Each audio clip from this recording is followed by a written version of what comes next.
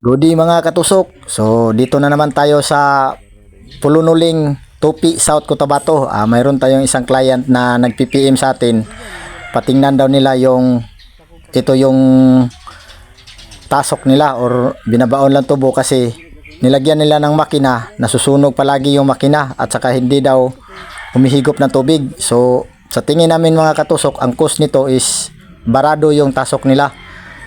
Isusupply sana nila dito sa poultry nila mga katusok kasi lalagyan na po yan ng mga manok, kaso wala silang magagamit na tubig. Kaya to the rescue team by Katusok Awing Labrador. So rescue hunta nilang tubig para naana sila yung magamit sa ilang poultry mga katusok. Tuan na ng reperon, let's go.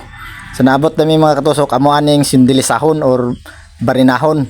So kanida ay nga kuan katusok, client na to ni nanawag lang ni, nag-PM lang ni sa tuwa nga gusto magpa-repair kay kan barado lang ni nga tasok ni mga katusok, barado lang ni ato aning pagason sa shallow well pump. So amo ana ning sundilisahon para matanggal yung bara. So ito po ang mga bara mga katusok, kung makikita ninyo mga katusok kung bakit nasusunog ang shallow well pump, deep well pump.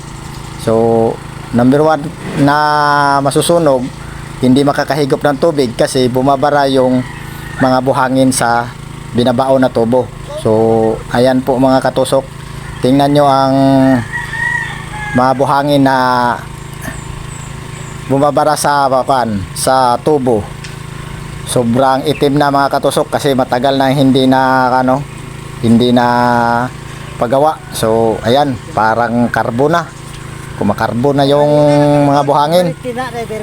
So bilang isang rescue team by Katusok Awing na kana natin ng aksyon, so automatic na yan.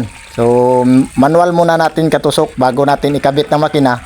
Ima-manual muna natin ito sa Jetmatic, i-manual natin sa Jetmatic at papalinawin natin sa Jetmatic bago natin lagyan ng shallow well pump.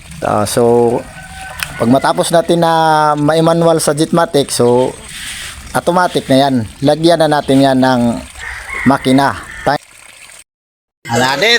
Another successful work mga katusok. Buhagay na po ang atong bagong install dire sa kan. Oh, mao ni siya tong barina na to gay na nga sa kan.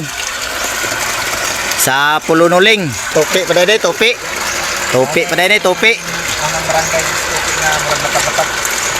Buhagay na pod.